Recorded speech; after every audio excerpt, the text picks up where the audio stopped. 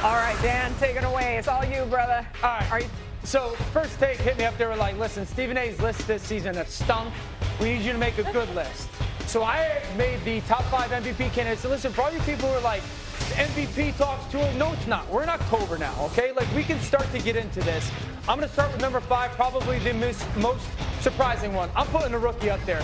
Mecca Ibuka. Wow. Mecca Ibuka, without some of those star receivers, he has 7 catches that have gone for over 35 or 25 yards this year. 3 of them being touchdowns, by the way, that leads the NFL.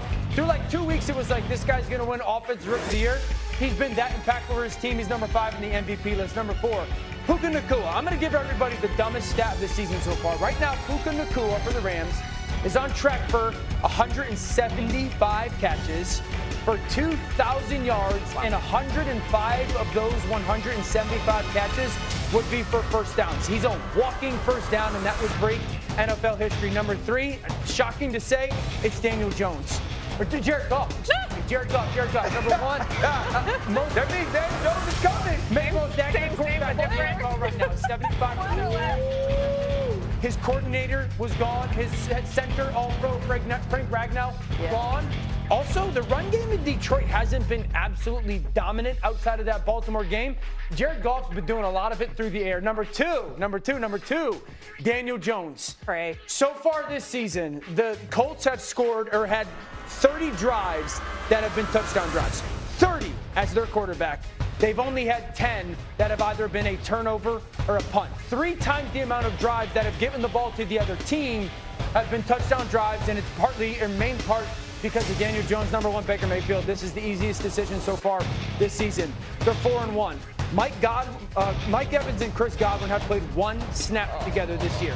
They've had 4 different offensive lines, and they have been trailing in the final minute of the 4th quarter in every game, and yet they have still won.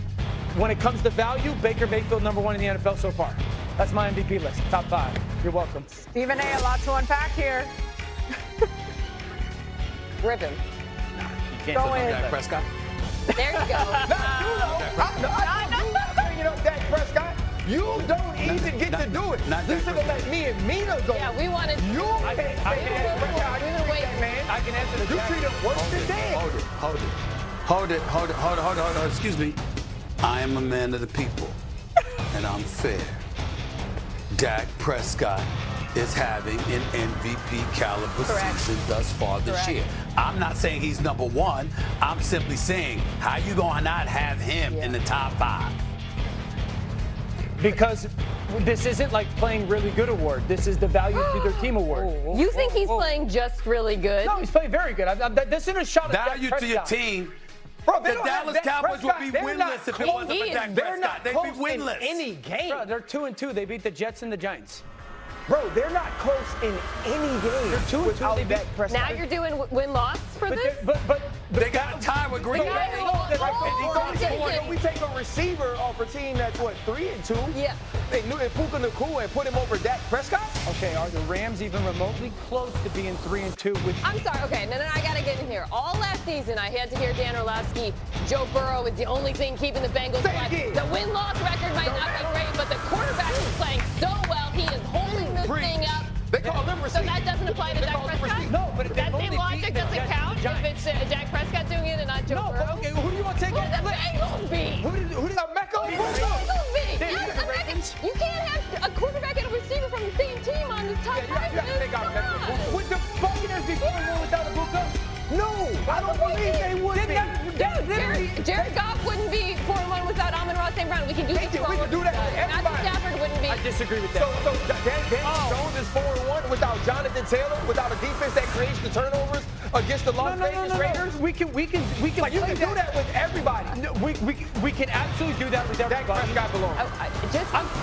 Why was it okay for Joe Burrow for that team to be losing a lot of games and not for Dak Prescott? Was Well, he why are in you implying contention it? for you at all? Like maybe 5A, number Absolutely. 6. I think he was in there. McCaffrey was in there as well for me for a conversation. Shoot, Mac Jones was going to be in there for a conversation for me as well. One, we have, it's only 5 games in. It's only 5 games in with the Cowboys. 2, they're 2-2-1. Hey, Dan. They've only beaten the Jets and the Giants. Hey, Dan.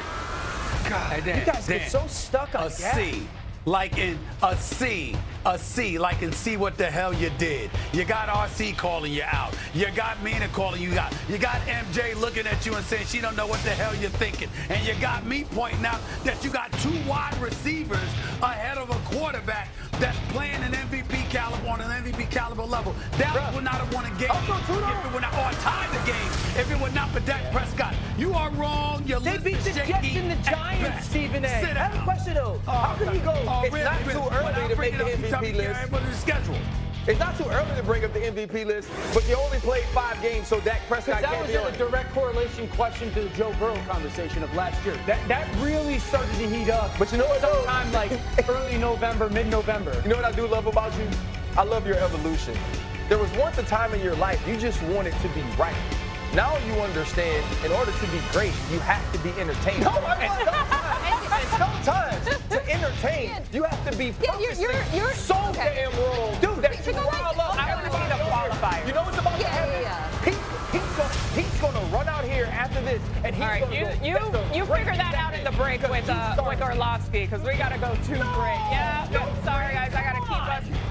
Kind of catches up to them, and then they have that meeting. You seem to be very interested in Jalen Hurts, A.J. Brown, and Saquon Barkley getting together and have a meeting. Do you consider that a good sign, or do you expect that to make things better for Philadelphia? Or Absolutely. not? Absolutely, it has to. This is the moment in time where it's like, here's where the fork in the road is. And I'm buying the team meeting because you know Big Dom, he's been driving around like Tony Soprano trying to put out fires all over the place.